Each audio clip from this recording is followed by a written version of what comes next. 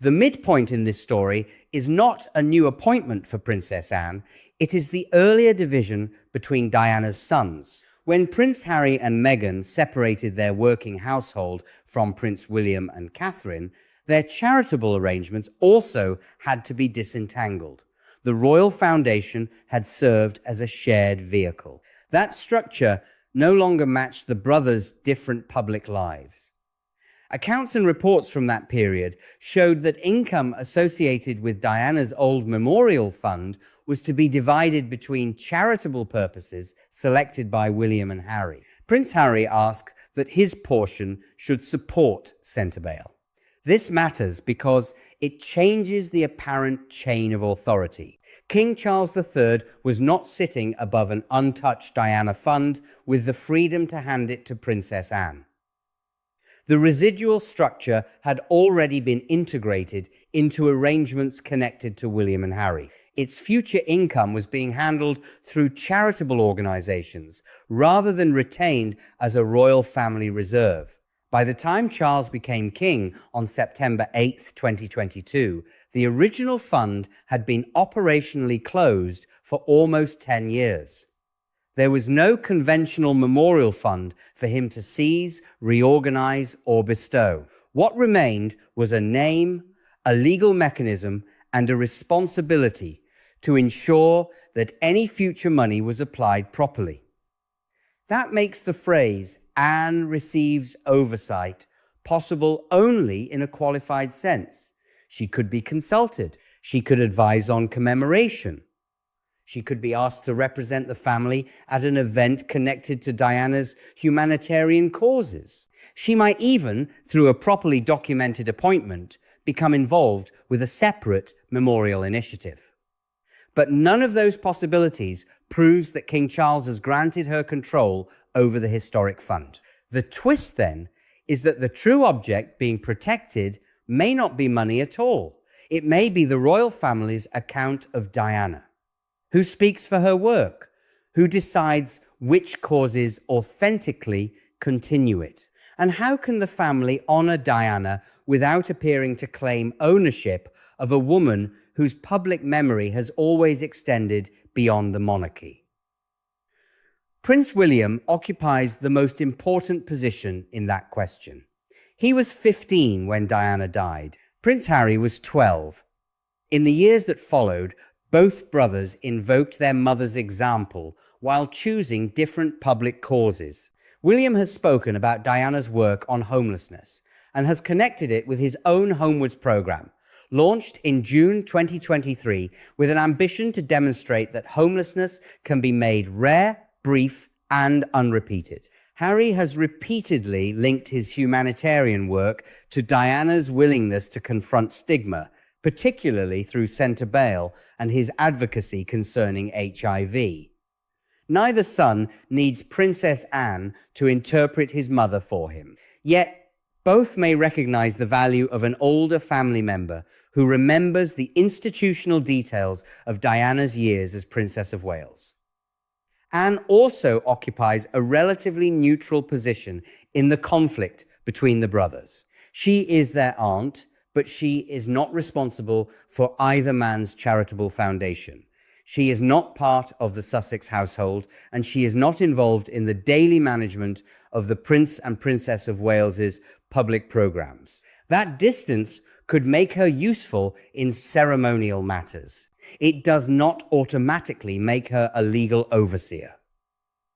Catherine, Princess of Wales, also has a place in Diana's public legacy, although comparisons between the two women are often exaggerated. Catherine wears the engagement ring that once belonged to Diana. She will, in the normal course of succession, become Princess of Wales's successor as Queen.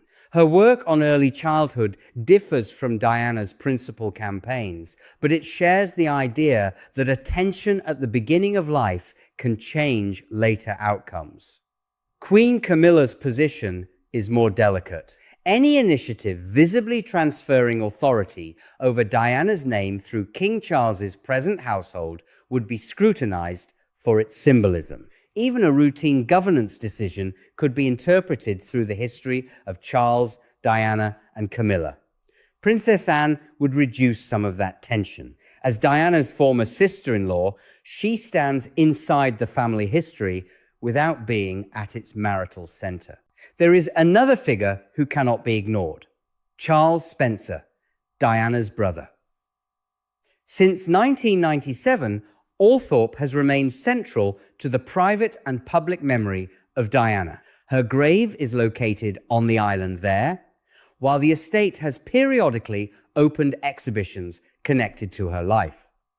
Charles Spencer is not a representative of the Crown. He cannot direct the Royal Foundation. King Charles III cannot direct the Spencer family's private commemoration of Diana. Any serious attempt to coordinate her legacy would therefore cross multiple boundaries: royal, charitable, governmental, and familial. The Diana Memorial Fountain is maintained by the Royal Parks. The Diana Award is governed as a separate charity. Althorp belongs to the Spencer estate. The residual memorial fund structure exists within the charitable arrangements that succeeded the original organization. William and Harry possess their own moral authority as Diana's sons. No single royal has total oversight of all of it. This fragmentation is not necessarily a weakness. It prevents one institution from monopolizing Diana's identity. It allows different parts of her legacy to survive through different forms: youth recognition, public landscape, humanitarian campaigning, family memory, and the personal charitable choices of her sons. But fragmentation creates pressure. Anniversaries require coordination.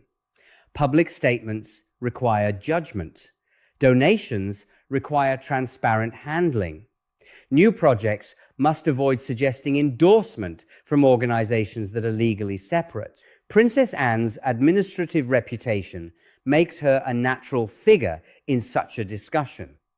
She knows the difference between being a patron, a president, and a trustee. Those titles are not interchangeable. A patron lends visibility and endorsement. A president may hold a defined senior role within an organization. A trustee carries legal responsibilities for governance, assets, and compliance. The claim that Anne has received oversight fails unless that word is defined. If it means she has become a trustee of the Diana, Princess of Wales Memorial Fund, the public register should eventually identify that change. If it means she has been appointed by the Royal Foundation to chair a formal committee, the foundation should document the appointment. If it means King Charles privately asked her to advise him on commemorative matters, that would be a family arrangement, not control of the charity. The consequences of confusing those categories are serious. Donors could be misled. Viewers could believe a dormant fund has suddenly acquired new millions. And Diana's name could again be used to create urgency where the documented record shows administrative continuity rather than upheaval. So did King Charles III grant Princess Anne oversight of Diana's memorial fund? On the available evidence, no confirmed transfer can be established. The documented history points in another direction. The Diana, Princess of Wales Memorial Fund was created in September 1997. Its final strategic program ran from 2007 to 2012. It ceased operating as a staffed organization on December 31st, 2012. In 2013, the Royal Foundation assumed legal control so that the name could be protected and future income could still be used for charity. A declaration transferred the relevant current and future assets, apart from a nominal £10 reserve, to the Royal Foundation. Later arrangements reflected the separation of Prince William's and Prince Harry's charitable work. The Charity Commission's public record for the financial year ending December 31st, 2024, lists no income and no expenditure for the old fund. That is the most specific and credible detail in the entire story. There is no active multi-million-pound Diana fund shown in those figures for Princess Anne to begin distributing. There is no documented royal decree placing her above William, Harry, or the registered charitable structure. There is no public evidence that King Charles has appointed her as a trustee. The title's dramatic claim, therefore, cannot responsibly be reported as established fact. Yet the idea behind it reveals something genuine.